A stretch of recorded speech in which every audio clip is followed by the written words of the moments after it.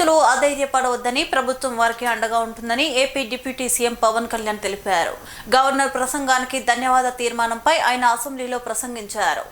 Governor Abdul Nazir budget ప్రసంగం చాలా ప్రేరణ ఇచ్చిందని డిప్యూటీ సీఎం పవన్ కళ్యాణ్ అన్నారు.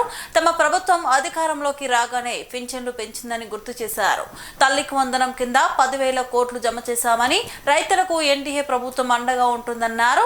కౌలు రైతులందరూ ధైర్యంగా ఉండాలని, వారి కోసం తమ ప్రభుత్వం పనిచేస్తుందని పవన్ తెలిపారు. ఎలాంటి సిఫార్సులు లేకుండానే 10,000 మందికి ఏకకాలంలో పదోన్నతులు ఇచ్చామన్నారు.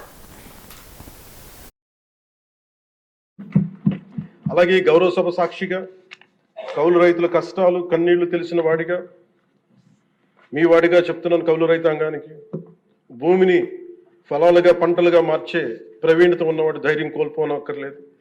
మట్టిలో ఉన్న కస్తూరి తీసే మనిషికి జీవన పరిమళాల కొరత లేదు. సోదరులైన కౌలు రైతులందరికీ మీరు ధైర్యంగా ఉండండి. మీరు నిండు నూరేళ్లు బతకాలి. మీకోసం ఈ ప్రభుత్వం నిరంతరం పనిచేస్తుందని తెలియజేసుకుంటున్నాను. అధ్యక్ష, ఉమ్మడి ఆంధ్రప్రదేశ్ మాజీ ప్రభుత్వ ఉద్యోగి కొడుకుగా ప్రభుత్వ ఉద్యోగులు వారి నిరాశ నిస్పృహలో నేను అర్థం చేసుకోగలను. వారి ప్రతిభకి, అనుభవానికి, సమర్థతకి గుర్తింపు రానప్పుడు ఏమనుకుంటాను ఈ కవితా పంక్తులు తెలియజేస్తున్నా. అధ్యక్ష, ఈ దేశం నా ప్రతిభకు ఒక సమాధి, ఎంత దూరం నడిచినా ఎప్పుడు దూరం అంతే.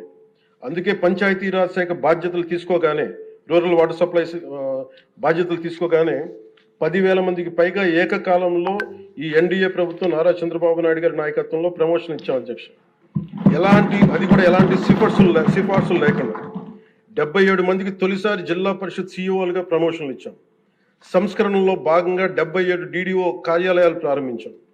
దీనికి అండగా నిలబడ్డ గౌరవ ముఖ్యమంత్రి గారికి నా హృదయపూర్వక ధన్యవాదాలు తెలియజేస్తున్నాను.